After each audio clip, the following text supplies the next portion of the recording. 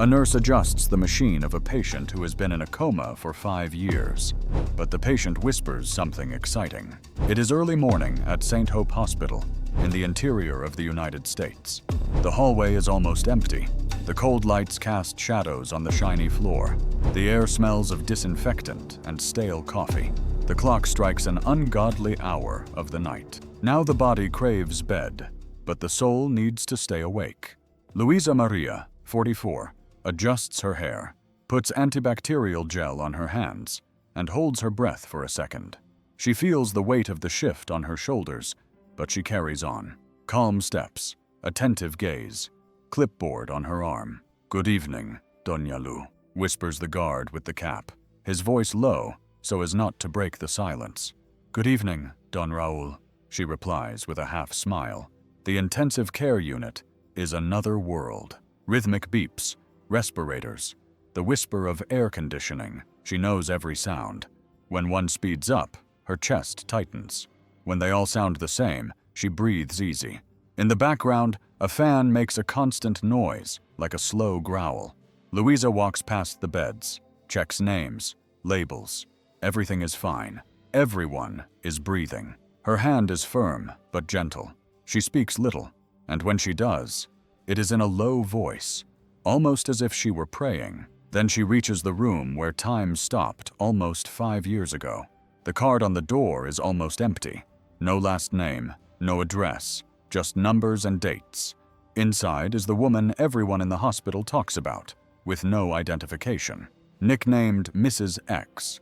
Some call her Moon because of a small moon tattoo on her shoulder, a delicate crescent moon, as if someone had drawn it with a pencil. Luisa pushes the door open with her hip, careful not to make any noise. The room is cold. The sheet is very white. The woman lying there has fair skin, dry lips, dark hair falling to one side, tied in a poorly made braid that someone tried to fix. The monitor flashes green. The sound is constant, like a heart that doesn't want to wake up from its nap. "Good evening, Mrs. X," says Luisa, as if introducing herself again, even though many nights have passed. "It's me." "Yes, Luisa, I'm here." She places the clipboard on the bedside table, turns on the spotlight, and approaches the face. She looks at the skin, the closed eyes, the breathing controlled by the machine. She takes the oximeter, checks that it is properly placed on the finger, straightens the IV tape, watches the drop fall, fall, fall. Everything follows the sad rhythm of the early morning. "It's cold in here, isn't it?" she says, pulling the blanket up to the patient's chest. "I don't like you shivering. We already shiver too much inside." The air conditioning persists. Luisa takes a small jar of cream out of her bag and slowly applies it to the woman's lips with a cotton swab. She also takes out a small comb and untangles a knot in her hair, as if untangling a knot in her chest. As she combs, her gaze lingers on the moon tattoo. "They call you Moon, you know," she whispers without expecting an answer. "For now, I'll keep calling you Mrs. X until you tell me what you prefer me to call you." She checks the monitor, compares it with the last entry. Everything is as expected. Expectations here are low, but they keep her feet on the ground. Luisa writes down the time, blood pressure, and temperature in simple, round letters. She checks the Band-Aid. She adjusts the wires that have come loose from the skin due to cold sweat. The door creaks softly. A technician pokes her head in. "Everything's fine here, Lou. Do you need anything?" "Warm water and gauze just to clean the corner of her eye." The technician returns with what she asked for. Luisa wets the gauze and carefully cleans the edge of the eyes, as if the patient might feel a burning sensation. Her hand trembles a little, but she holds it steady. It's always like this when it comes to nameless people. It seems to hurt more. "There you go, Mrs. X. You're better now." She takes the woman's hand. It is light, cold. Luisa wraps it with both hands, like someone holding a hot cup on a freezing morning. She stays there for a few seconds, warming skin to skin. The clock in the room ticks almost imperceptibly. The sound of the IV drip marks the passing of time.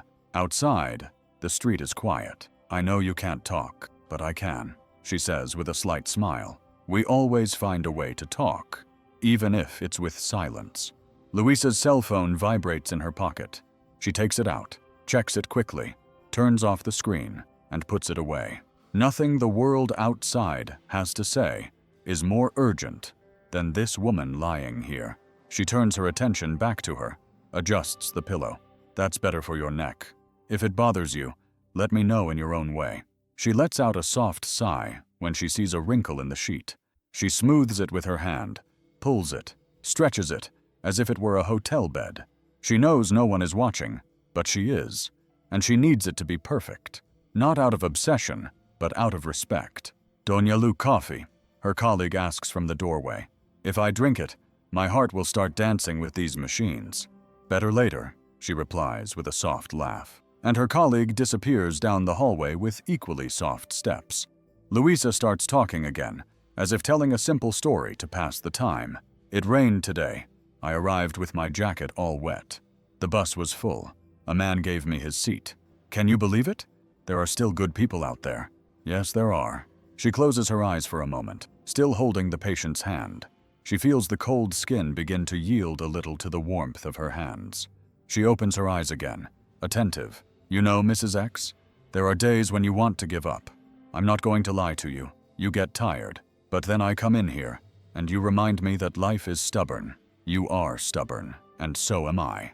With your other hand, check the tube to see if there is any redness.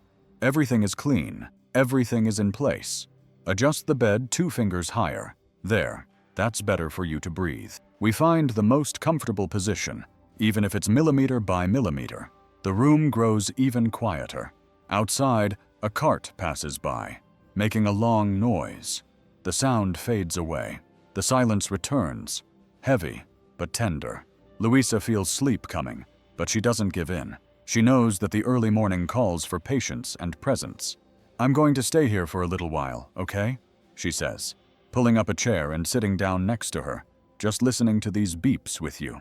She rests her elbow on the bed, her face close to the patient's hand. The light from the lamp casts a soft shadow on her motionless face. The moon tattoo seems to glow a little, just an illusion. A small detail that became a sign of life in that silent body. Who are you, huh? It escapes him like a sigh. Who is waiting for you? Who gave you that moon? She keeps what he was going to say next to himself. She knows that questions like these cannot be answered in the early hours of the morning or in a hurry. She takes a deep breath and replaces his curiosity with care. She checks the monitor's rhythm again, the drip of the IV, the color of her skin, everything stable, everything the same, everything somehow sacred. I'm going to do my rounds, and I'll be right back. He lets her know by getting up slowly, without letting go of her hand suddenly. First his fingers, then his palm. I won't be long, I promise. Before leaving, he turns off the spotlight and leaves only the low lamp near the floor on. He walks to the door and stops in the doorway. She looks back again, takes 2 steps back, adjusts the blanket at the foot of the bed that had come loose. I almost left you cold, she murmurs with a sad smile. Don't even think about it. Then she straightens up, picks up the clipboard, puts on antibacterial gel again, and leaves. The hallway envelops her with its church-like silence. The hospital breathes along with the machines, and in the middle of the night, with the rain outside and the world asleep, a nurse continues, step by step, caring for a nameless woman. A woman who, even in silence, fills that room with questions and the desire to stay. Because sometimes what saves us on a dawn like this is the simple act of staying and staying close. Later, she returns. The sound of the early morning is always the same, the continuous VIP of the machines, the air conditioning blowing cold air, and the slow drip of the IV. Luisa adjusts her glasses, leans over the equipment, and calmly checks each number. She takes a deep breath, picks up the clipboard, and writes down the vital signs. Everything is normal. Everything is the same, just like every other night. With a steady hand, she adjusts the respirator hose that had bent slightly. The noise changes. The air flows more smoothly again. She lets out a quiet, yes, happy to have fixed it, takes the syringe, carefully applies the medication to the IV, and then readjusts the cables that go to the patient's chest. It is at that moment that the silence is broken by something strange, a small, faint sound, like trapped air trying to escape. Luisa frowns, thinking it was her imagination. She looks at the monitor, but it is the same. The sound returns, louder, a hoarse voice like sand scraping across the floor. Louisa freezes. Her hand is still on the tube, her eyes open wide. No, it can't be, she whispers to herself, trying not to believe what she just heard. She quickly lets go of the tube and approaches the patient as if she wants to pull the truth out of her mouth. Her heart is beating so hard that she can feel her pulse in her neck. What? She asks, her voice breaking. Say it again. The motionless woman's mouth opens slowly. A clearer sound comes out, cut off but unmistakable. Luna. The name echoes like thunder in Louisa's head. She takes a step back, bumps into the chair, and almost drops the clipboard. Her breath catches, her face flushes, and her eyes fill with tears. It can't be, she stammers, her hands in the air, not knowing whether to grab her face or her chest. For a moment, everything stops. The VIP of the machine, the cold air, the clock marking the dead hour of the night. Nothing matters. Only that word, spoken by lips that should not move, approaching again, trembling, as if it were about to touch fire with its fingertips. She brings her ear close to the patient's mouth. She waits for seconds that seem like an eternity. Nothing. Silence engulfs the room again. You said my name? If you said it, I heard it, she insists in a low voice, almost crying. The door creaks and a technician enters with a tray of supplies. Lou, it's okay. I heard a noise. Louisa turns to her, her eyes filled with tears, her mouth open, as if she had seen a miracle and a ghost at the same time. She spoke to me. She points to the patient without hiding her emotion. She said my name. The technician lets out a short, somewhat nervous laugh. Oh, Lou, you must be tired. It happens, you start hearing things. It's the tube, the air. It sounds like a voice. No, Louisa insists, touching her chest. I heard it, Louisa. She said it. The technician sighs, shakes her head, and enters the room. She looks the patient up and down, checks the monitor. Everything is stable. Look, there's nothing unusual. If she had spoken, I would have heard her too. And how would she know your name? I'm not crazy, Louisa says with a broken voice. I'm not. It was her. She was the one who spoke. Her colleague approaches her and puts her hand on her shoulder. Go get some rest. It's early morning. Your mind is playing tricks on you. Tomorrow you won't even remember. Louisa gently but firmly removes her hand. Her gaze remains fixed on the patient. Her heart continues to beat strongly, as if it were about to burst out of her chest. The technician shrugs and leaves, closing the door slowly. Silence returns. Louisa approaches the bed again. She takes the patient's cold hand without blinking, as if expecting to hear the impossible again. If it was real, she murmurs, her voice trembling, holding back tears. Then tell me again, please. Nothing. Just the VIP of the machine, just the icy breath of the air conditioning. But her heart is no longer the same. The early morning now has a new weight, and that room, for the first time in 5 years, seems to hold a living secret. Louisa spent the rest of the night restless. The shift seemed longer than all the others. Her heart still felt the weight of that whisper. She tried to convince herself that she was tired, that it had all been an illusion, but she couldn't.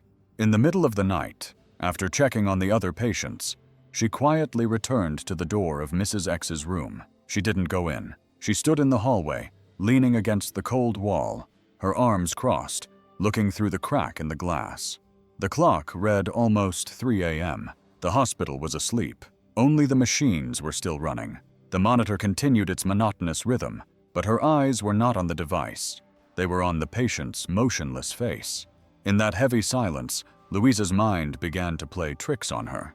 Perhaps it was fatigue, perhaps it was hope, but suddenly she swore she saw something. The patient's eyelids, an almost invisible movement, as if her eyes were trying to open for a second. Louisa opened hers. Almost letting out a scream, she approached the glass, her hands pressed against her chest, the air stuck in her throat. No, it can't be, she whispered, trembling. She ran into the room, stood next to the bed, leaned over the patient's face, her eyes fixed, waiting for seconds that seemed like an eternity. The eyelids remained still again, nothing else moved. Her heart was beating so hard that it seemed to shake her clothes. She was breathing fast, uncontrollably. She held onto the edge of the bed to keep from falling. "I saw it. I swear I saw it," she said softly, as if talking to her own fear. Unable to bear the doubt alone, she called the doctor on call, a tired man in a wrinkled gown. He entered the room, rubbing his eyes. "What happened now, Louisa?" he asked, half annoyed by the sleepiness. "Doctor, I saw her eyes move." Her voice came out broken, almost like a little girl's. He sighed, walked over to the bed, and checked the monitor. He looked at the patient's face and carefully lifted her eyelid. "No reflex," he said dryly, putting his pen in his pocket. "Sometimes there are involuntary movements." "No, doctor, it wasn't a reflex. I was watching. It was different. It was as if she was trying to open them." He interrupted her with a tone that sounded like a sentence. "Louisa, 5 years in a coma. It was just a reflex." She looked down, not wanting to argue anymore. The doctor left the room, closing the door slowly, and returned to his bitter early morning coffee. Louisa stayed there alone, her heart heavy. She sat down on the chair next to the bed, rested her elbow on the mattress, and looked at the patient's peaceful face. She slowly ran her hand through her dark hair, tucking a strand behind her ear. "What if it wasn't a reflex?" she asked softly, as if talking to the void. The tears came without asking permission. They were not tears of despair, but of a hope that was slowly growing, even though it made no sense. Her chest hurt, but it also felt warmer. "I'm here, yes," she whispered, gently squeezing the patient's hand. "If you want to open your eyes, I'll be here. Don't be afraid." The room returned to total silence. The monitor continued its rhythm. No eyelids moved, but something had changed inside Louisa, as if a small flame had been lit, a flame that would no longer be extinguished. And that morning, even though she had no proof, Louisa left the room with the certainty that she was not alone in that vigil. Something inside her said, "She's trying to come back."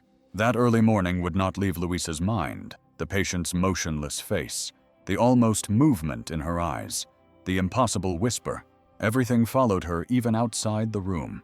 A strange feeling grew in her heart, as if that woman, until now known only as Mrs. X, was not just another patient. There was something else, something no one wanted to see. In the dining room, during a short break, Louisa stared at the cup of cold coffee in front of her.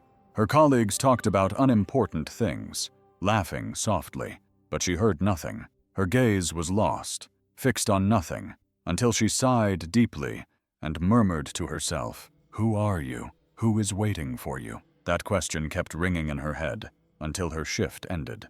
When the sun began to rise behind the mountains, illuminating the hospital courtyard, Louisa made a decision. She could no longer treat that woman as a number, as an occupied bed. She had to know who she was.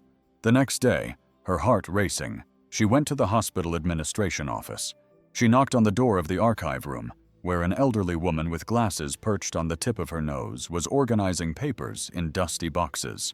"Good morning, Doña Teresa," Louisa said, trying to sound normal. "I need your help." The woman looked up wearily and raised an eyebrow. "Help with what, dear?" "It's about the unidentified patient in room 12 of the intensive care unit." Louisa hesitated, but continued. "I want to see her things." Doña Teresa adjusted her glasses and snorted. "Look, it's been years, no one ever came, she has no family, she has nothing. What's left of her is stored in the warehouse, and it's just junk. Please, Doña Teresa." Louisa's voice broke, almost pleading. "I need to see." The woman looked at her silently for a few seconds, then sighed, got up slowly, grabbed a huge bunch of keys, and nodded. "Come with me then, but don't say I let you, eh?" The basement hallway was narrow, smelled musty, and had boxes stacked up to the ceiling. The dim light from the bulb flickered, as if it were about to go out at any moment. Doña Teresa walked ahead, muttering, "These things stay here because no one comes for them. They're just painful memories." They stopped in front of a high shelf where a cardboard box was covered in thick dust. Doña Teresa pulled it out and placed it on the table. She shook her hands to remove the dust. "Here it is. That's it." Louisa felt a chill when she saw that simple box. It was all that remained of the story of someone who was still breathing back at intensive care unit. With trembling hands, she opened it slowly. There was little inside.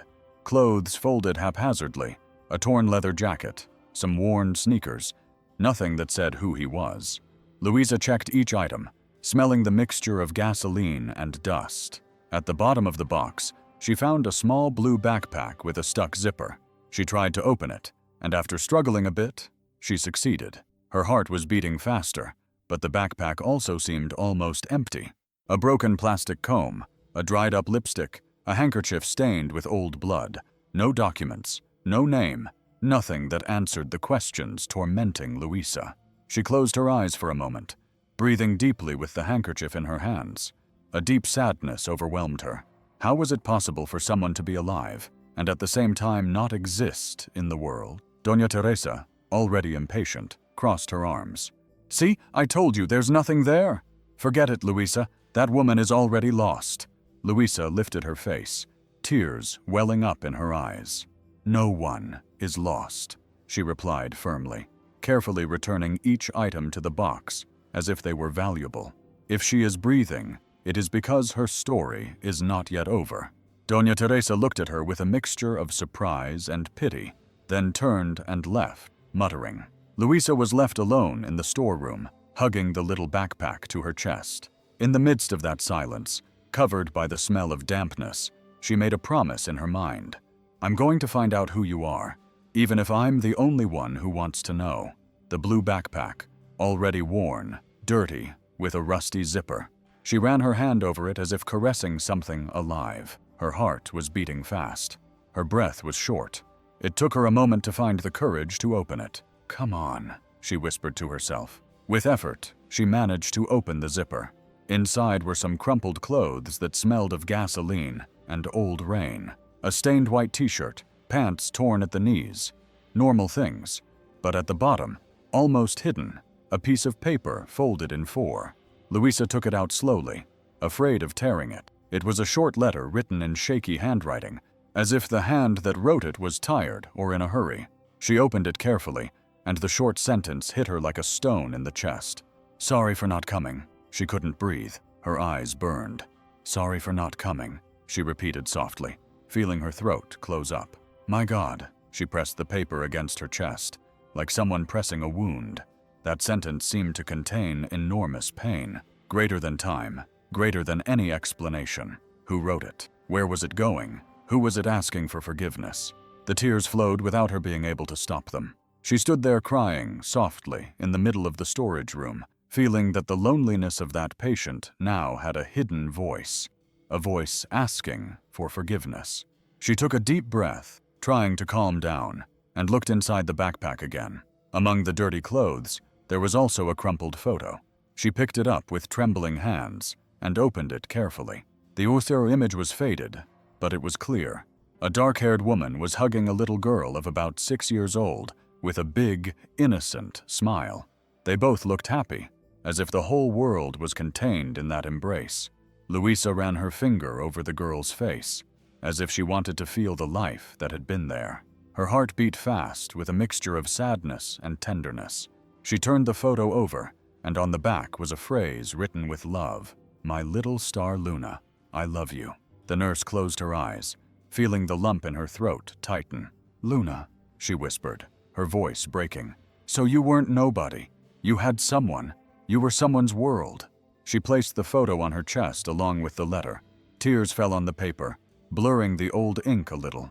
It was as if, at that moment, the motionless patient in the intensive care unit was no longer just a nameless body. She had a story. She had love. She had a secret, hidden at the bottom of a forgotten backpack. Louisa took a deep breath, trying to calm herself, but something inside her had changed. It wasn't just curiosity.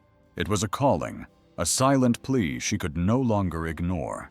Louisa left the storage room with the backpack pressed against her chest, as if she were carrying something sacred. Her heart was still heavy from what she had found. The letter, the photo, those words that seemed to be filled with tears. From then on, the patient was no longer just Mrs. X. She was no longer just a body lying there, forgotten, connected to cables and machines. That same night, when she entered the room, Something inside her wouldn't allow her to call her anything else. She stood in front of the bed, looked at the motionless face, and took a deep breath. "Good evening, Luna," she said softly, almost in a whisper, as if introducing herself to an old friend. It was strange at first, but it also brought her peace because now, when she adjusted the pillow, when she checked the IV, when she moisturized her dry lips, she felt that she was no longer talking to emptiness. She was talking to someone. Louisa began to talk more. She recounted little things about her day, as if they were together in a kitchen drinking coffee.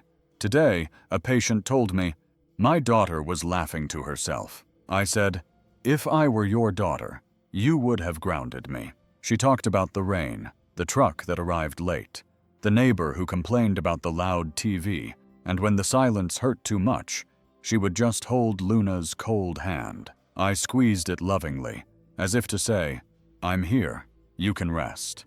I paid more attention to details than ever before. When I combed her hair, I did it calmly, removing each knot as if I were caring for a living child. When I put cream on her hands, I massaged her fingers slowly, as if warming a child on a cold day. When she adjusted the sheet, she smoothed it until there was not a single wrinkle left, and every time she looked at the tattoo on her shoulder, the little moon, drawn there, she felt it was a calling. "You are my moon now," he would say, his voice trembling, "and I will take care of you, as if you were already part of my family." Sometimes at night, she would just sit next to her, looking at her face, the way her skin still had color, as if life had not given up on her. She would close her eyes and imagine the patient laughing, talking, calling someone by name. In those moments, Louisa found herself smiling to herself, and when sadness came, brought on by the weight of silence, she would speak to her sincerely. "Look, I don't know who you are. I don't know your story or what brought you here, but I do know one thing. You will not be forgotten, not while I am here." The days passed, and that room changed. It was no longer the bed of a nameless patient. It was the space of a woman named Luna, a woman who had a daughter in a photo, who had undelivered letters, who had a moon marked on her skin, and now also had someone who called her by name, even if it was borrowed. And every time Louisa walked in there, she felt her heart beat differently, as if she were slowly getting to know a friend who only knew how to listen, but who, even in silence, gave her something very important: the certainty that caring is indeed worthwhile. In that cold hospital, amid machines and beeps, a silent tenderness was born. The nurse, who had previously seen only a patient, now cared for someone who, although she did not move, already occupied a huge place within her. Someone who, without saying anything, already made her feel less alone. But that night, something felt different. Louisa was walking down the intensive care unit corridor with the board against her chest when she suddenly stopped. There, right in front of her, was a little girl. She shouldn't have been there. It wasn't normal for girls to be walking around there in the early hours of the morning, let alone alone. The girl had long, straight hair that reached her waist. She was wearing a simple blue dress that moved slightly as if there were wind. But the air in the hallway was still. She was barefoot. Her gaze was sweet, almost calm, fixed on Louisa. Louisa froze. Her heart was beating fast, and she had trouble breathing. "Hello, sweetie," she said slowly, trying to smile, even though her voice was trembling. "What are you doing here?" The girl didn't answer. She just smiled, a small, delicate smile, as if she were keeping a secret. She raised her hand and pointed to the room of the comatose patient, the crescent moon room. Louisa swallowed, looked at the door of the room, and then looked back at the girl. "Do you know her?" she asked, not understanding. The girl just kept smiling, her eyes shining. Then Louisa took 2 steps forward, reaching out her hand. "Come, let me take you to your mom. You can't be alone in this hallway." But a blink of an eye was enough. A second of distraction. The girl was gone. The hallway was empty again. Only the cold white lights illuminated the overly clean floor. "Hey," Louisa spoke to herself, turning her body, looking from side to side. "Girl, where are you?" My God. Her heart was beating very fast. It didn't make sense. She was sure of what she had seen. The blue dress, the eyes, the finger pointing at the room. It couldn't have been her imagination. She walked quickly to the end of the hallway. She looked to the sides. Nothing. No open doors. No sign of a girl. At that moment, she saw Doña Marta, the cleaning lady who was scrubbing the floor near the entrance.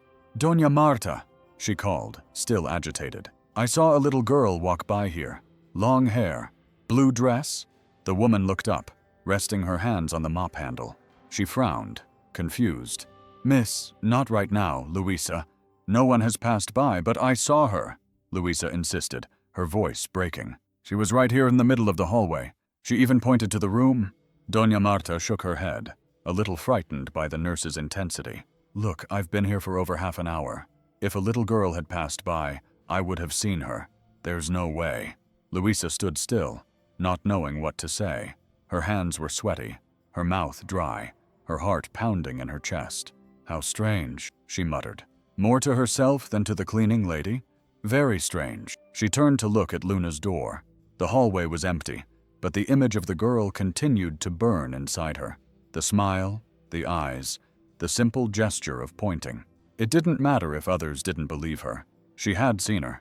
She was sure of it, and that certainty made her throat tighten, because somehow, she couldn't explain why, she felt that the girl wasn't there by chance. It wasn't quite dawn yet when Luisa sat down at the old reception desk, the one with the worn surface and coffee stains. The hallway was empty, and the sound of the keyboard seemed louder than normal. She opened the hospital system, took a deep breath, and spoke softly, as if asking for permission. "Come on, help me." She typed in the bed number, the date of admission, the harsh word, no identification. The screen showed the same thing as always. Adult woman, motorcycle accident, no documents, no contact, nothing more than she already knew, nothing that clicked. Doña Teresa called out, looking over the monitor. The lady in the archive looked up, her glasses crooked on the tip of her nose. "What's wrong, girl?" "I need to see the old admission books, the ones in the metal cabinet." Doña Teresa grimaced, but grabbed the key ring. The cabinet opened with a bang. She took out a thick, dirty notebook with yellowed pages and stains from age. "Here you go. Don't break this, okay? It's the only good thing around here." Luisa turned the pages one by one, her pen trembling in her fingers. She looked for the date and found it. There it was. Female. No documents. Multiple trauma. Rescued on the highway. Heavy rain. Quick signatures.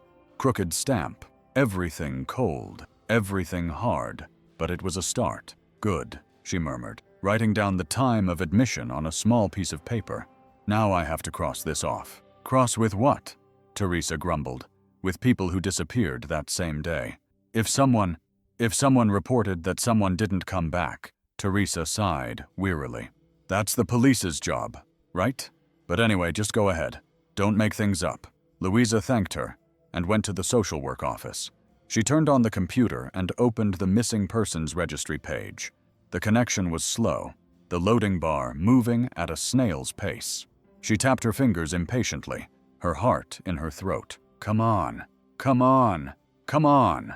When the page opened, she entered the date range, the day of the accident, and the 2 days following it. She selected the region and clicked on search. The list appeared. Names that hurt just to read. An elderly man who never came home, a young man who went out on his bike, a girl with a red backpack. Luisa read to the end with a lump in her throat until she stopped at a single name of an adult woman on the night of the accident. She read slowly so as not to make a mistake. Soraya Herrera, 38 years old. Luisa's hand grew cold, her stomach dropped. She leaned back in her chair, needing air. For a moment, everything was silent, as if the entire hospital were holding its breath with her. "Soraya," she said, almost without a voice. Soraya Herrera printed on the screen. The paper came out hot, trembling in the machine. She held it as if it were glass. There were few details. Age, date, approximate location. But the date was the same day, the same rainy night. Doña Teresa walked by the door and saw her pale face. "What have you done now?" "Look," Luisa showed her the paper. "Look, there's a woman who disappeared on the same day as the accident. Just this name. Look. Soraya Herrera, 38 years old." Teresa took the paper, brought it close to her eyes, looked at it for 2 seconds, and gave it back to her. "It could be a coincidence, Louisa. Don't get hung up on it. It's going to hurt you." "Coincidence," she repeated, as if the word tasted bad. "Maybe, but what if not?" Teresa shrugged. "I know you have a soft heart. Just be careful." Louisa nodded without taking her eyes off the name, and wrote it down in a small pocket notebook in round handwriting. Soraya Herrera, 38. Same date. She closed the notebook, like someone keeping a secret. It wasn't proof yet, it wasn't certain, but it was the first clue she had. A name, a face of someone invisible, but with an age, a date, an absence that hurt. It was like finding a very thin thread in the darkness. She got up, thanked them sincerely, and walked back through the corridors. The hospital was beginning to wake up, with the sounds of carts and soft voices. Louisa pressed the paper against her chest, as if she were carrying an old photo. She stopped at the door of the room. She didn't go in yet. She stood outside, looking through the glass. The monitor remained steady, the sheet in place, the face serene. Louisa rested her forehead on the cold glass, closed her eyes for a second, and let a tear escape. "I don't know if it's you," she whispered without anyone hearing, "but I found a name, and I'm going to see this through to the end." She finally entered slowly, adjusted the light, checked the IV, raised the pillow a little higher. The same gesture as always, the same care as always, only now with slightly warmer hands. She leaned close to the patient's ear, as if telling a secret that only 2 people in the world could know. "Soraya," she said softly, testing how the name sounded in the air. "If that name is yours, I swear I won't let it be lost." Silence. No response. No movement. Just the constant VIP and the cold air caressing the room. Then Louisa adjusted the blanket again. She made a short note in her pocket. Nothing in the file, just for herself, and took 2 steps back, breathing calmly. She didn't run. She didn't rush. She kept the name lovingly, like someone protecting a small flame in a glass, and left the room with her heart on fire. Because in the midst of so much absence, a name had appeared, and names are sometimes the first door that opens. Louisa couldn't sleep well after that discovery. The name Soraya Herrera spun around in her head like a bell that wouldn't stop ringing. Every time she closed her eyes, she saw the patient lying motionless in bed, and those letters written on the paper next to her. Soraya, 38 years old, disappeared on the same day as the accident. It was more than a coincidence. It was an open door. The next day, she took advantage of a break in her shift to sit down at the old computer in the administrative office. Her hands were sweaty, but she typed firmly. Soraya Herrera, public records address. The connection was slow, loading with pauses. Louisa bit her lip impatiently until an old address appeared, far from downtown, on an almost forgotten street on the edge of Chicago. She wrote it down on a piece of paper, put it in her coat pocket, but didn't tell anyone. That wasn't part of her job. Everyone knew that, but her heart wouldn't let her let it go. On Sunday, her only day off, she put on a pair of simple pants, tied her hair back, and took a bus that dropped her off almost at the end of the line. From there, she walked. The old neighborhood seemed frozen in time. Old houses, walls with peeling paint, skinny dogs sleeping in the sun. The smell of wet earth still lingered from the previous night's rain. Her heart beat faster at every corner. What if it's nothing? What if I'm wrong? She thought. But she kept going until finally the street appeared in front of her. Narrow, with few houses. The number she had written down was there, almost hidden behind a crooked iron gate. She stopped. She spent a few seconds just looking. The house was in ruins, the windows broken, the roof full of holes, the paint worn down to the brick. The wooden door was closed with a rusty chain. The grass grew halfway up the wall. Louisa felt a tight knot in her chest. It was like standing in front of a grave. This place had been someone's home, but now there was only silence and abandonment. She approached slowly. She put her hand on the cold gate. "This is it," she whispered, as if someone could hear her. The wind blew hard, causing a loose window to rattle. The sound echoed throughout the alley, and Louisa shivered. For a moment she thought about leaving, going home, but she couldn't. She had to take a closer look. She pushed the gate carefully, and it opened with a sharp squeak. She walked across the yard, which was littered with dry leaves and broken bottles. She stopped in front of the closed door. She tried to move the chain, but it was firmly in place. She stood there, looking through a crack in the wood. Inside, there was only darkness, a void that seemed to swallow everything. As she wondered whether to persist, she heard a soft voice behind her. An elderly woman with a headscarf was watching her from the other side of the fence. "Are you looking for someone?" she asked in a hoarse voice. Louisa turned around quickly, startled. "Oh, sorry, I'm just checking. This house belonged to a woman named Soraya Herrera." The woman nodded slowly, squinting to see better. "Yes, it did. She lived here with her husband and their little girl. But one day they disappeared. The house was left like this, abandoned. No one ever came back." The words cut Louisa like knives. She took a deep breath, trying to hide what she was feeling. "The little girl, do you remember her name?" The woman looked up, as if searching her memory. "Luna. I think her name was Luna. A sweet little girl. She was always running around the yard." Louisa put her hand to her mouth, her eyes filled with tears. The photo, the letter, the tattoo, it all made sense. She felt her body go cold, her heart race. She had to lean on the chain to keep from falling. And them, what happened to them? The lady closed her eyes, sighing deeply. One day, everything went silent. No one came back. The house was left like that, alone. Only the echo of her and the little girl remained. The wind blew strongly at that moment, hitting a loose window with a sharp noise. Louisa shivered from head to toe.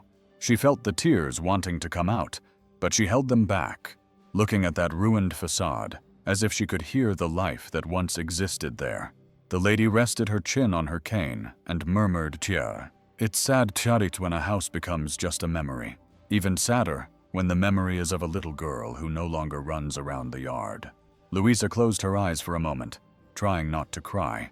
The confirmation was there. The girl existed. Luna existed. And the silence of that house now weighed on her like a stuck scream. The elderly neighbor, her eyes full of memories, took an old key out of her apron pocket. She handed it to Louisa with a trembling hand. "I kept it. I don't know why. Maybe hoping someone would come back. But no one did. You can go in, dear." Louisa took the key carefully, almost as if it were something sacred. She thanked her with a silent gesture and pushed open the iron gate. The creak could be heard throughout the narrow street. Her heart was pounding. The chain on the front door came off with diff-intensive care, unitility. The wood gave way, releasing a dense air of humidity, dust, and silence. The room was covered with old sheets, a broken armchair, a table with a cup still in the corner, as if someone had gotten up quickly and never returned. Louisa walked slowly, breathing deeply so as not to get lost in the weight of it all. She climbed the narrow staircase, one step at a time, listening to each creak as if it were a lament, until at the end of the hallway she found a door painted with stickers of stars and moons. Her chest felt tight. She already knew. The key trembled in her hand. She turned it carefully and pushed the door open. The girl's room was intact, a small world frozen in time, the bed with a pink comforter, dolls lined up on the shelf, but covered in dust, a small wooden table with colored pencils scattered around, some broken in half. The sweet smell of old paper mixed with dust filled her eyes with tears. In one corner of the bed was a colorful notebook with drawings on the cover. Louisa picked it up with trembling hands. It was a child's diary. She opened it to the first page. The letters were large and crooked, but full of life. "Today, Mom promised to take me to the circus." She put her hand to her mouth to stifle a sob. She turned the pages slowly. Short sentences, simple drawings of hearts, stars, a woman holding hands with a little girl. In each line, the voice of a little girl seemed to come to life inside, laughing, dreaming, waiting. But then, in the middle of the entries, the diary stopped abruptly. The last page had only one drawing. 3 people holding hands drawn under gray rain. The ink smudged, as if it had been done in a hurry. Louisa closed her eyes, and tears fell, without her being able to stop them. "They were going to the circus," she whispered with a broken voice, but they never made it. She sat on the edge of the bed, hugging the diary to her chest, feeling the weight of that absence. It was as if the girl's laughter still echoed in that room, as if at any moment she would come running in, asking to be picked up. Next to the small table, she noticed a little blue metal box with stickers that had already come off. She opened it slowly. Inside were small treasures carefully stored away: a butterfly-shaped brooch, a colorful plastic bracelet, and a crumpled photo. In the photo were Soraya, the moon girl, and a young man with a thin beard, all smiling in a sunny park. The happiness was so vivid that it seemed impossible to believe that this image was now in the past. Louisa ran her finger over their faces, crying softly. You had everything. You had love. You had laughter. You had a future. The room was quiet, but the pain throbbed as if it were happening now. Every toy, every mark on the floor, every page of the diary screamed an absence that no one wanted to hear. And there, surrounded by dusty memories, Louisa understood that this story was no longer just the patient's. It was also hers, because now there was no way to go back. The hospital was full of quick footsteps, the noise of carts, and muffled voices mingling in the hallway. Louisa, with the crumpled photo in her hands, felt her heart beating faster with every step toward the reception desk. The paper already had her fingerprints on it, as if she had clutched it in fear of losing the only connection she had found. She stood in front of the counter, took a deep breath, and handed the photo to the employees. You have seen these people." Her voice came out lower than she wanted. The women looked at each other. One of them, a young woman, took the photo, frowned, and returned it with a shrug. "No, I've never seen them." Another middle-aged woman also looked at the photo, biting her lip. They don't ring a bell. Louisa's heart sank with each response. She clutched the paper tightly, almost giving up, until an older employee with gray hair pulled back in a bun approached slowly. She was drying her hands with a cotton cloth, and her tired eyes focused intently on the image. The silence lasted a few seconds. Then the woman sighed deeply. "That man, I remember him." Louisa looked up suddenly, as if she had heard a miracle. "You remember him? Are you sure?" The employee nodded slowly. "Yes, he came here every month, almost always on the same day.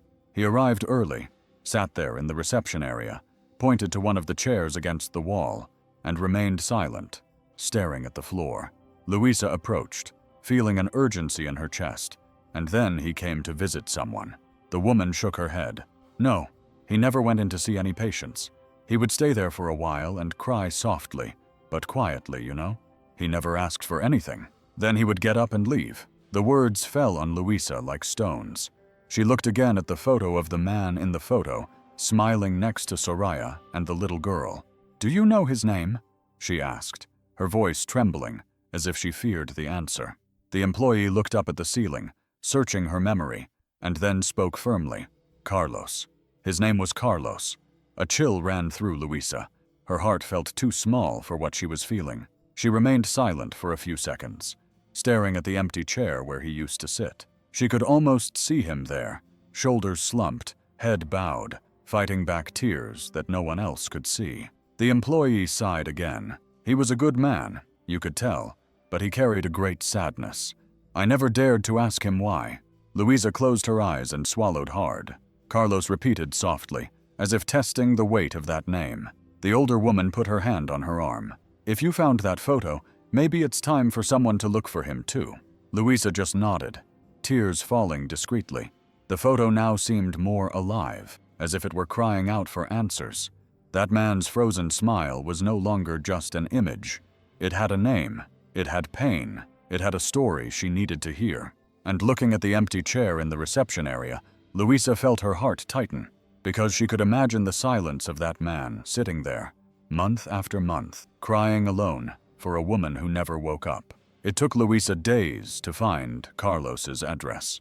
She asked colleagues, discreetly questioned people at the reception desk, and made silent phone calls.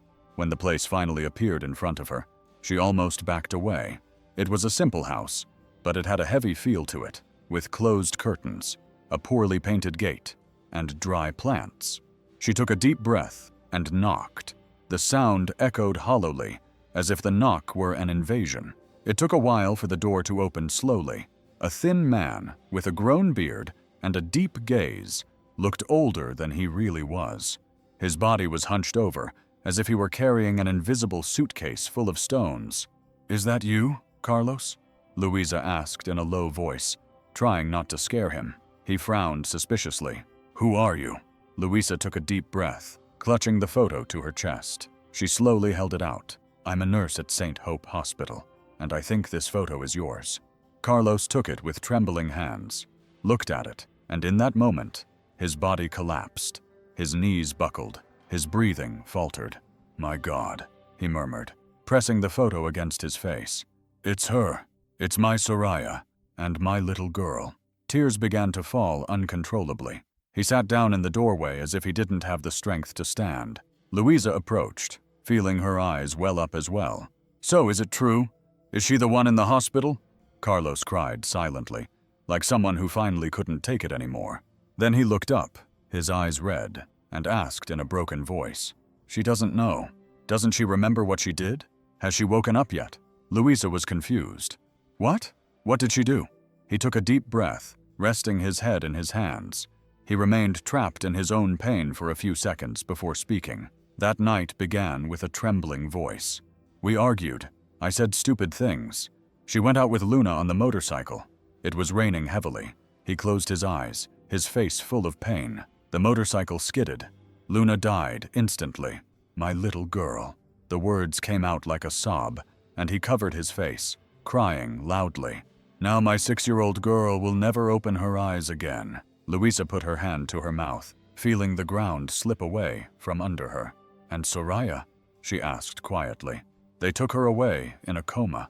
She never came back." She took a deep breath, trembling. I tried to see her, but every time I got to the reception desk, I lacked the courage. I would sit there. I would cry and leave. I couldn't go into the room. I couldn't see her without remembering that our daughter had been left on the road. The silence between the two of them became heavy. The wind kicked up dust in the courtyard. A dog barked in the distance, but nothing filled that void. Carlos clutched the photo so tightly that he seemed to want to climb into it, go back to the past, and bring his daughter's laughter back with him. Luisa knelt beside him with tears in her eyes. "Carlos, no one should have to bear that pain alone." He shook his head, sobbing. "But it's all I have left. The guilt. The guilt never leaves me." Luisa took his arm firmly. "She's still breathing, Carlos. And maybe, just maybe, she's still waiting for you. He lifted his face, his eyes filled with tears, lost between fear and hope. And in that moment, the silence was louder than any words, because they both knew that the pain of that night had never ended. And maybe, just now, it was really starting to be told. He invited her in to show her what he had found, and to learn more about her. He accepted. Carlos was sitting at the kitchen table, his eyes still red from crying. His hands trembled when Luisa placed the backpack she had kept from the hospital on the old wood. "This was with her on the day of the accident," Luisa said in a low voice. "Maybe you should see." He looked at her fearfully, like someone looking at an open wound. Still, he slowly pulled the backpack toward him, opened the scratchy zipper, and began to look through what was inside. Dirty clothes, broken lipstick, a stained handkerchief, until he found the folded piece of paper, crumpled by time. His fingers stopped. Silence filled the kitchen. He recognized it instantly. "I know what this is," he murmured, his voice catching. He opened the letter carefully, as if afraid of tearing it. The shaky handwriting jumped out at him. There wasn't much written, but each word seemed to weigh heavily. He read in a low voice, almost breathless. "Sorry for not coming." The man closed his eyes tightly, pressing the paper against his forehead. "I know this letter," he said, crying. "I wrote it." Luisa opened her eyes in surprise. "You? I wrote that letter to my daughter, Carlos Soyosaba. It was a scary night. I always thought something might happen to me, so I wrote it. If something happens to me, read this to her. I asked Soraya to keep it. I asked her to give it to her if it was ever necessary. I was shaking from head to toe. I could hardly speak, but I never made it. I never got to give it to Luna. Never." The word broke into loud, choked sobs. He hit the table weakly with his hand, and then let the letter fall from his fingers. It was just a piece of paper, but it was all I had to say to her. and it stayed in the backpack, forgotten, stuck there with her mother. Luisa's eyes burned with tears. Carlos, no one could have imagined what was going to happen. "But I should have been there," he cried, his voice breaking. "I should have gone through with it. Put that letter in my daughter's hands, but I didn't. I hid. I kept quiet. And now..." He dropped his head into his arms. Now she would never know. His crying filled the kitchen. It wasn't just sadness. It was guilt. Guilt mixed with love, with anger at himself, with the pain of not being able to turn back time. Luisa approached slowly and put her hand on his shoulder. Carlos Luna did know. He didn't need the letter. All children feel when they are loved. He raised his face, his eyes red, his chest heaving. But Soraya knew too. And yet she went out that night. She took Luna out into the rain. Her voice broke. The words hung in the air. Two guilty parties, each trapped in their silence, separated by a tragedy that neither could face. Carlos took the letter again with a trembling hand and hugged it to his chest. This letter should have been light, but it became shadow. It became a burden. Luisa discreetly wiped away her tears. Maybe it can still be light. He looked at her without understanding, his eyes full of pain, but for the first time with a tiny spark. And at that moment, the kitchen seemed too small for so much crying, so much regret. The letter, dirty and crumpled, was no longer just paper. It was the memory of everything that was left unsaid, of everything that remained stuck in a father's throat. It was an open wound that needed to be healed somehow. The room was as silent as ever. All that could be heard was the sound of the monitor, the IV dripping, the cold air. Luisa adjusted the chair next to the bed, tired after many hours of work, but not wanting to leave. The notebook was on her lap, but she wasn't writing anything. What she was really doing was talking. She spoke as if someone could answer her. "You know, Luna loved the park." She began in a soft voice, almost like a song. "The neighbor told me that you always went there. She ran so much that she came back with her feet all dirty with dirt." Luisa smiled to herself, looking at Soraya's motionless face. "I bet you got angry, right?" She laughed softly, but deep down, you loved to see her smile. The room seemed to listen. It was as if every word remained floating in the air above that bed. "And once she wrote in her diary that you promised to take her to the circus." Luisa's voice broke. She drew you two holding hands. A happy little girl. She took the patient's hand as she did every night. And that's when it happened. First a tiny movement, almost nothing, but Luisa felt it. The fingers that hadn't moved in years ouvred.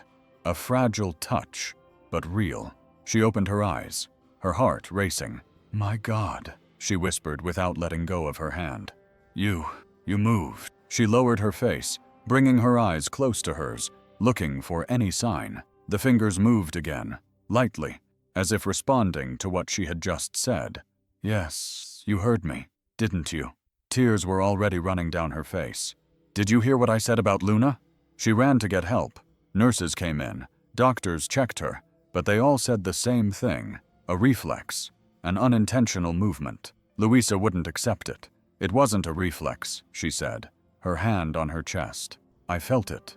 She responded to her daughter's story.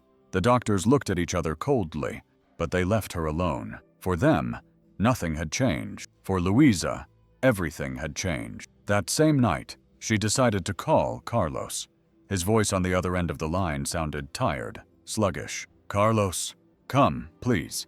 You have to see with your own eyes." It took him a while to believe her, but the next day he arrived at the hospital. He walked down the hallway as if he were stepping on a field full of bombs, each step heavier than the last. When he reached the door of the room, he stopped. Her hands were sweaty, her eyes filled with tears before she entered.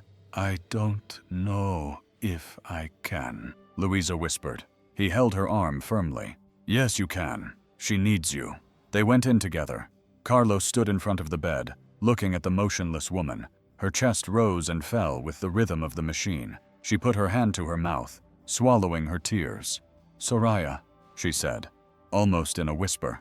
Luisa approached, pulled up a chair, and sat down beside her. "Yesterday, she moved her hand. When I told her about Luna, I want you to see it." She took Soraya's hand again, affectionately. Carlos knelt on the other side, touching her fingers carefully, as if they were made of glass. "Love, it's me." His voice trembled. "Carlos, I'm here." Silence. Only the constant beeping. He closed his eyes, letting the tears fall. But then, as if time had stopped, her fingers moved again. First a slight tremor, then an almost invisible squeeze. Carlos felt it. His whole body reacted. "She moved!" he shouted, his voice breaking, looking at Luisa. "Did you see? She moved!" Tears now streamed down his face like a river. He leaned over the bed, crying for the first time in years, but not out of despair, out of relief. "My God, are you there? Are you still there?" he repeated, holding her hand against his face. Luisa was also crying silently. The room, which had been cold before, was now filled with something that no device could measure. Hope. And in that moment, after so many years, it seemed that Soraya's heart was beginning to respond to the call of the one who had never stopped waiting for her. The room was filled with a tense silence, the kind that makes even the air feel heavier. Luisa was sitting in the chair, quietly telling one of the stories from the children's diary. On the other side, Carlos was barely breathing, his eyes fixed on the woman he hadn't seen in so many years. Suddenly something changed. Soraya's body, which until then had not moved, made a small effort. Her eyelids trembled as if fighting against an invisible weight. Carlos leaned forward, unable to believe it. "She's trying to open her eyes," he said in a trembling voice, almost breathless. Luisa squeezed Soraya's hand tightly. "That's right. With strength. You can do it. We're here." The seconds seemed like an eternity, until finally, slowly, her eyes opened. Weak, heavy, but open. A pair of eyes that saw the light after years of darkness. Carlos brought his hands to his face, sobbing. "My God, Soraya, you're back." She blinked slowly, her gaze lost, confused. She was trying to understand what she was seeing: the white ceiling, the machines, Luisa's tired face, the man next to her with tears falling. She moved her dry lips, and a fragile voice came out, almost a broken whisper. "Where is Luna?" The question hung in the air like a knife piercing the chest of everyone there. Carlos covered his mouth, his whole body collapsing. A choked sob escaped him. Luisa closed her eyes for a moment, trying not to cry. Her heart wanted to scream, but she knew she couldn't. She leaned over Soraya, stroking her hair. "Calm down," she said in a sweet voice. "Rest. You just woke up." But Soraya insisted in the same weak voice.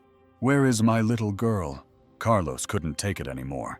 He let go of her hand and rushed out of the room, his body shaking, tears falling uncontrollably. The sound of the door closing echoed like a lament.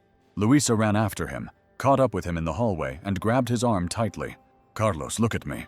He couldn't. He rested his forehead against the wall, his shoulders shaking silently.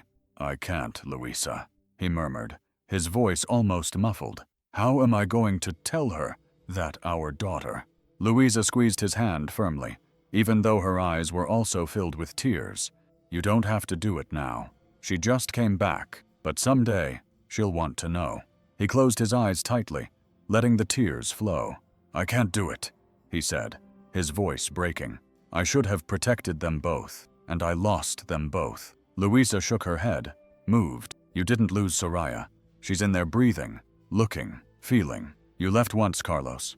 Don't leave again." He took a deep breath, as if swallowing his own pain. He leaned his back against the wall, crying softly, without strength. Luisa, her hand still on his arm, spoke slowly, as if telling a intensive care unit ulti truth. "You're back now, but some things are going to hurt." He didn't answer, just closed his eyes, letting the tears fall freely after years of holding them back. The hallway, once empty, now seemed to carry the weight of a heart that was finally accepting its weakness. And there, between despair and hope, Carlos's silent crying sounded like the confession of a man who never stopped loving, but who still did not know how to bear the pain of the truth. The night was heavy, the hospital completely silent, the cold corridors holding stories that no one dared to tell. Carlos entered with determination, even though his heart was beating like a drum. Luisa found him in the middle of the intensive care unit, looking at Soraya's door with a mixture of fear and courage. "Carlos, "What are you thinking?" she asked, already guessing the answer.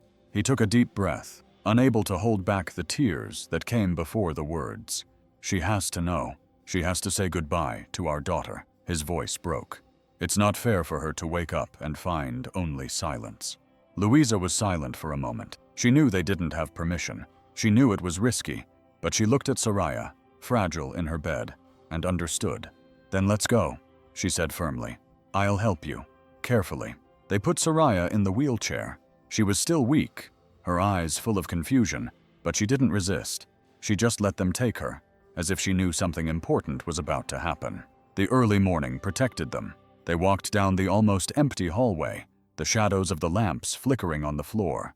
The hospital gate opened with a slow creak, as if it too knew that this moment was unlike any other. The cart continued silently to the small cemetery on the outskirts of Chicago. The air smelled of wet earth, and the cold wind seemed to cut through the skin. Louisa pushed the chair slowly, and Carlos walked beside her, breathing deeply so as not to break down. They arrived in front of a simple, light-colored stone tomb. There were no fresh flowers, only a few wilted ones left who knows when. The inscription, short and painful, glowed in the dim moonlight. Luna Herrera, 2016 to 2020.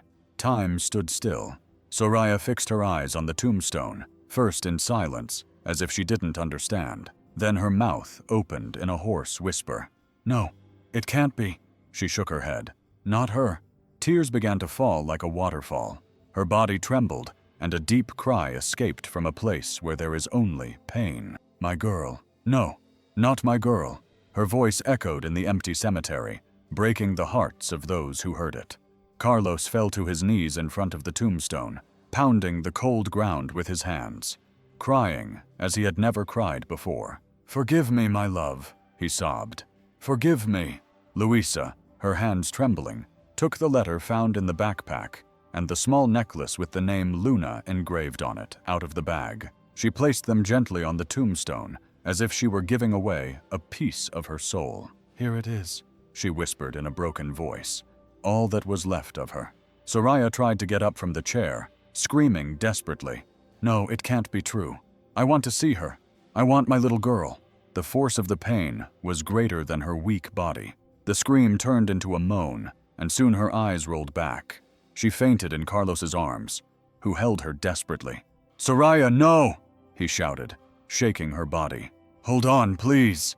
Louisa ran over and helped hold her. Her heart was beating fast. "We have to go back now," she said firmly, with tears in her eyes. The car sped back along the dark road. The silence was broken only by Carlos's sobs as he held Soraya's hand, afraid to let go. When they arrived at the hospital, dawn was still breaking.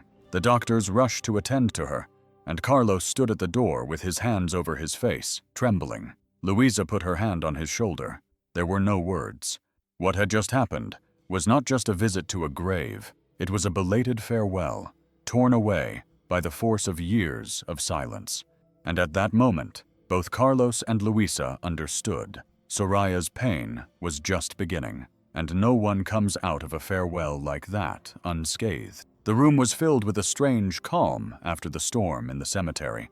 The sound of the machines was almost like a heart beating slowly. The nurses had already stabilized Soraya, and Carlos, exhausted, was still sitting in a corner with his face hidden in his hands. Soraya, still pale, was breathing with intensive care, unitility.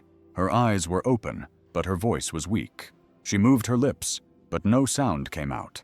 She seemed to be fighting her own body to be able to speak. Louisa noticed, approached the bed, took her hand, and said tenderly, "Wait, I'll be right back." She ran to the reception desk, grabbed a plain notebook and a blue pen. When she returned, she placed everything on the bed. "Here, Soraya, write as best you can." With effort, the woman took the pen. Her hand was shaking so much that she could hardly hold it. Louisa helped her carefully, guiding her fingers. The tip of the pen touched the paper, and little by little, very slowly, the first words came out. "She will forgive me." The sentence remained there, crooked, almost illegible, but clear enough to break any heart. Carlos looked up at that very moment, read the sentence, and covered his face with his hands. crying loudly, as if each letter were a stab in the heart. Louisa, her eyes filled with tears, moved closer, knelt beside the bed, and took Soraya's hand. "Listen to what I'm going to tell you," she said, with a trembling but firm voice. "She never needed to forgive you, because she never stopped loving you." Tears ran down Soraya's face. A silent sob shook her fragile body. She dropped the pen and brought her hand to her chest, as if trying to hold a heart that hurt too much. Carlos, on the other side, cried uncontrollably. "I should have told you that. I should have given you that certainty," he murmured, unable to get any closer. Soraya closed her eyes for a moment, and a single tear rolled down her cheek. There were no words, no strength, but her expression said it all. Pain, love, and a small, timid relief. Finally hearing that, Louisa held her hand more firmly, discreetly wiping her own tears with the other. "You are not alone, Soraya, neither before nor now." The room fell silent again, but it was not the same cold silence as before. It was a silence filled with tears, filled with hidden love, filled with things that were never said aloud, but now, somehow, were being engraved in the hearts of everyone there. And that night, for the first time in many years, the weight on Soraya's chest began to change. It was still pain, but a pain that breathed hope, a silent rebirth. The morning sun streamed through the hospital windows, bringing a soft, almost shy light. After so many early mornings of pain, that light seemed like an invitation to breathe differently. Louisa slowly pushed the wheelchair where Soraya was sitting. Her body was still fragile, but her eyes were alive, though filled with tears. "Where are you taking me?" Soraya asked in a hoarse but curious voice. Louisa smiled at the garden. "I want to show you something." Carlos walked silently beside them. He was carrying a small tree and a bag of soil. His tired face showed that he was still crying inside, but at that moment, he seemed to have a purpose. The garden was behind the hospital. It wasn't big, but it had benches, some flowers, and birds singing as they came to perch. For those who spent their days between beds and machines, that patch of green was like a miracle. Louisa stopped the wheelchair near a patch of soil that was still empty. She looked at Soraya tenderly. "I thought this might be the right place." Soraya frowned, not understanding. Then Carlos placed the little tree in front of her, a small jacaranda with delicate, fragile leaves. "It's for Luna," he said, his voice trembling, "so she can continue to grow here with you." Soraya's eyes filled with tears. She brought her trembling hand to her face, trying not to cry, but she couldn't. "My little girl," she whispered, as if calling her daughter for the last time. Louisa bent down and dug a hole in the ground with her own hands, not caring that she was getting dirty. Then she guided Soraya's fragile fingers so that she could touch the earth herself, feel the life that was being born there. Carlos knelt beside her and helped put the little tree in place. The three of them stood in silence, covering it with soil little by little. It was a simple gesture, but heavy like a ritual.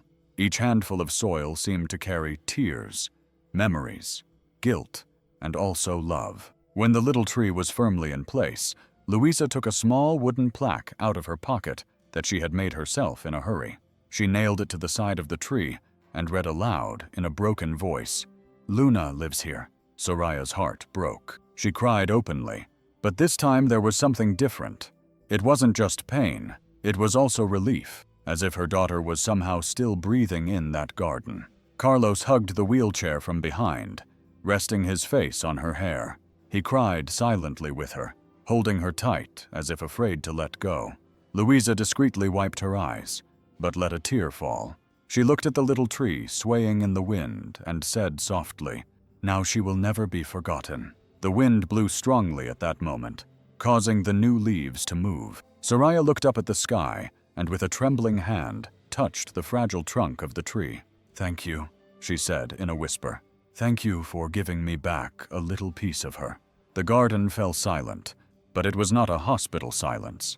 It was a silence full of life. It was as if there, in that small piece of land, the smiling girl named Luna had found a way to continue breathing through the roots. And on that day, amid tears and wind, not only was a tree born, but also the hope that true love never dies. It only finds new ways to blossom. The hospital garden was silent that afternoon. The wind gently moved the leaves of the newly planted tree, and the smell of wet earth was still in the air. Soraya sat in her wheelchair, her eyes fixed on the small wooden sign that read, "Luna lives here." Carlos sat on a nearby bench, staring at the ground with his elbows resting on his knees. For a long time, neither of them said anything. The silence between them was heavy, but different. It wasn't the silence of someone who wants to avoid the other. It was the silence of someone who has a lot to say and doesn't know where to start. It was Soraya who broke the barrier. Her voice was weak but firm. "You used to come to the hospital, right?" Carlos looked up in surprise. It took him a few seconds to answer, then he nodded slowly. "Yes, every month. I would sit in the reception area, but I didn't have the courage to go in." She took a deep breath, and a tear fell without permission. "I could feel it somehow, as if you were nearby." Carlos closed his eyes, trying to hold back the pain rising in his throat. "I wanted to, but I couldn't. Every time I thought about seeing you, the image of her came back. The moon lying on that road couldn't bear it." Soraya clutched the arms of the chair with trembling fingers. "I can't bear it either," she whispered, her voice breaking. "I went out that night. I insisted. I took her with me, and she left." Carlos shook his head, tears falling. "Don't say that. It's my fault too. I yelled, I said horrible things. If I had kept quiet, maybe you wouldn't have left." They both fell silent again, but now the silence was shared, not lonely. The weight was divided. Soraya turned her face toward him, her eyes tired but full of truth. "Carlos, I don't have the strength to argue about blame. I only know that our daughter didn't deserve this." He got up from the bench, went over to her, and knelt down beside the chair. He took her hand slowly, as if asking for permission. "No, she didn't deserve it, but she gave us, even if it was for a short time, the purest thing." Tears fell from both of them, silent, heavy.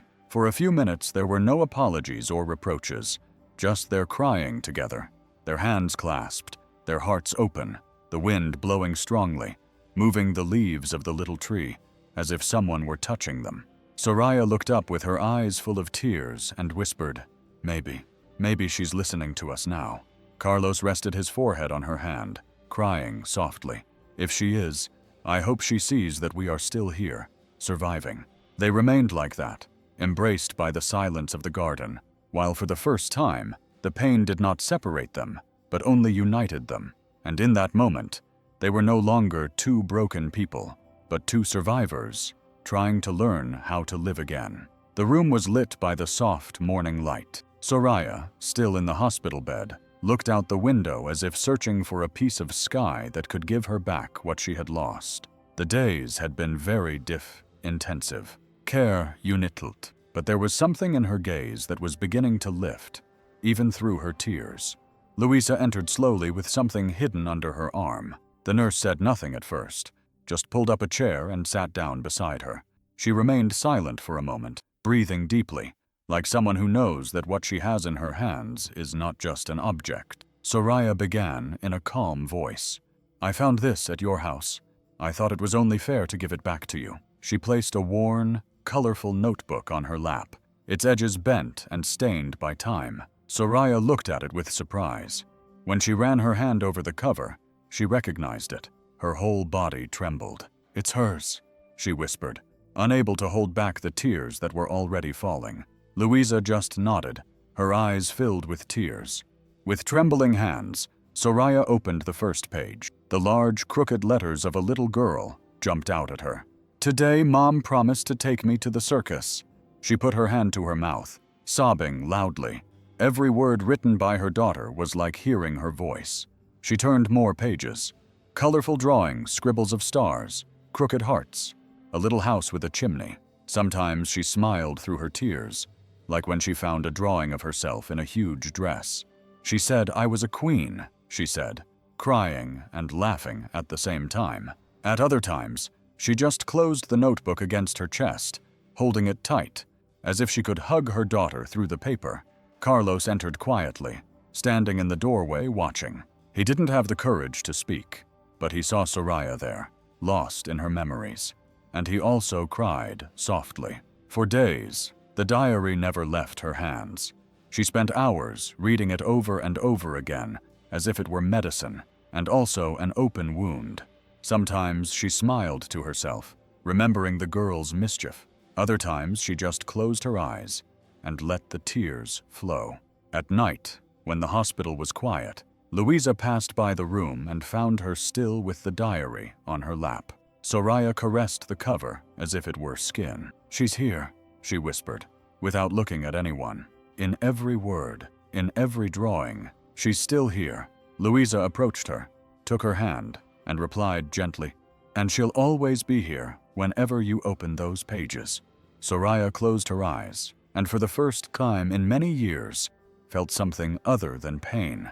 It was as if each of her daughter's innocent scribbles was a hug, a sign that somehow love did not end on that road. And in that hospital room, between tears and broken smiles, a little girl's diary became the greatest gift for a mother.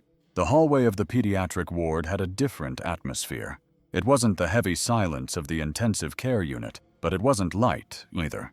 It was a mixture of the sound of children coughing, the noise of toy carts pushed by nurses, and the quiet crying of a child, afraid of needles. Soraya, still weak, pushed her wheelchair alone with trembling hands as she held on tightly to the rim. Louisa walked beside her in her doctor's gown, watching carefully. "Are you sure?" she asked fearfully. Soraya just nodded. Luna's diary was on her lap, open to a colorful page full of drawings of stars. When she entered the room, 3 children looked at her curiously. 2 were lying down. One had his arm in a cast. Another had an IV in his arm. The third, a girl with a shaved head sitting on the bed, hugged a teddy bear with one eye missing. Soraya smiled tenderly. "Would you like to hear a story?" Their eyes lit up. The girl with the teddy bear dragged her chair closer to the bed. Soraya opened the diary.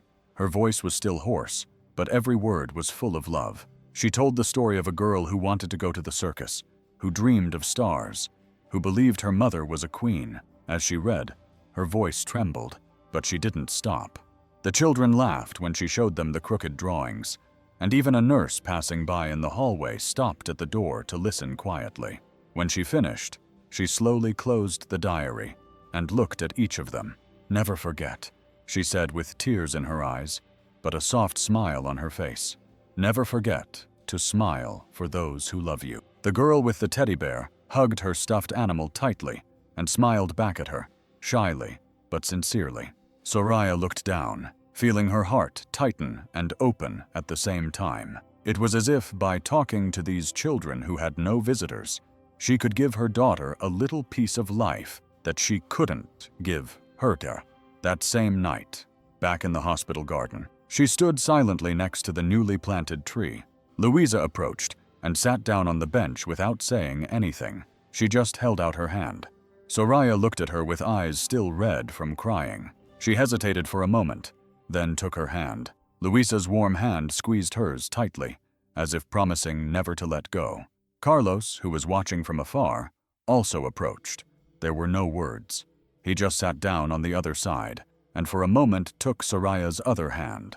Neither of them said, "We're together." It wasn't necessary. Their eyes spoke for them. In their tired eyes there was pain, yes, but also a beginning, a new life trying to be born, even if there were scars. The wind moved the leaves of the tree as if it were a discreet greeting from someone smiling from somewhere, and the 3 of them stood there in silence, holding hands, learning that sometimes healing begins like this, with a simple gesture, without words, but full of truth. It was a normal morning in the hospital, one of those mornings when the noise of the medicine carts and the coming and go-zilling of footsteps drowned out any attempt at silence. Louisa was walking down the hall with a clipboard in her hand when something caught her attention. On a wooden bench against the wall was a piece of paper folded in half. There were no patients nearby, no one sitting there. It looked like it had been left there on purpose. Curious, she approached, picked up the sheet carefully, as if afraid of tearing it, unfolded it slowly, and stopped breathing. It was a simple child's drawing, colored with crayons. It showed a smiling girl in a blue dress holding the hands of 2 large figures. On the left was a bearded man with blue tears streaking down his face. On the right, A woman in a white coat smiled sweetly. In the bottom corner was a shaky but clear signature. Luna. Louisa felt her whole body tremble. Her heart raced. Her eyes filled with tears. "No, it can't be," she murmured, putting her hand to her mouth. She looked around as if someone were going to appear to explain it. The hallway was empty, the doors closed. Only the distant sound of a monitor in the intensive care unit could be heard. She pressed the drawing to her chest with trembling hands. The tears flowed without her being able to stop them. At that moment, Carlos appeared at the end of the hallway. He was walking slowly with his head down. When he saw how she was, he hurried over. "What happened, Louisa? Did something happen?" She couldn't answer right away. She just showed him the paper. Carlos took it carefully, and his eyes widened as he understood what he was seeing. This is us," he said, almost without a voice. "That's Luna." His face filled with silent tears. His hands trembled as he held the drawing as if it were made of glass. Louisa wiped her tears and whispered, "Who left this here, Carlos? No one knows." He shook his head, unable to say anything. He just pressed the paper against his chest as if hugging his daughter for a moment. Soraya, still weak, appeared in her wheelchair, pushed by an assistant. Her gaze went straight to the drawing in Carlos's hands. She stretched out her arms, trembling, asking to see it. When she finally had it in her hands, a deep cry came from her chest. Her fingers touched the child's signature, as if she could feel the little hand that wrote it. "My little girl," she whispered, crying silently. The three of them stood there in the middle of the cold hospital hallway, around a simple scratched-up piece of paper. But to them, it was much more than a drawing. It was a gift, a sign, a reminder that love does not disappear, that somehow the girl was still there, smiling with them. Louisa took a deep breath, trying to calm herself, and said softly, Maybe, this is her way of saying she is at peace." The wind coming in through the hallway windows moved the white curtains, causing a slight chill. They looked at each other in silence, their eyes filled with tears, knowing they would never have an explanation, but they didn't need one. Because in that drawing left behind, mysteriously, Luna had smiled again, and that was all that mattered. In the hospital archives, an old, thick envelope held years of silence. At the top, written in red, was unidentified patient, Mrs. X. Louisa entered slowly, asked the employee to hand her the documents, and with trembling hands placed a new file on the table. Now there was no room for anonymity. In the name field, written in firm letters, was Soraya Herrera. The pen moved slowly, filling in each space. Age, history, accident, coma. But between those cold lines was something that didn't belong there. A mother's love, the pain of loss, the faith that kept her breathing, the hope that was reborn in strange hands. The old file was stamped as closed, and the new one stored in the cabinet spoke not only of a body that survived an accident. It spoke of a woman who had a name, a daughter, memories, guilt, and hope. She would never again be just Mrs. X. Now she had a history. Now she had a voice. And it is at this moment that I need to ask you, what if it were you? How many people have you already forgotten just because they seemed to be asleep? How many hands grew cold because no one believed there was still life in them? And if it were you in that bed, waiting for a glance, waiting for someone who wouldn't give up, who would be there for you? Tell me in the comments. If you were in Carlos's or Luisa's place, what would you do? Would you run away from the pain, or would you have the courage to stay? If this story touched your heart, subscribe to the channel, activate the bell to receive the next videos, and don't leave without clicking on the video that appears on your screen right now. It's another touching story that makes thousands of people think differently about the value of love and forgiveness. I assure you, you won't be the same after watching it.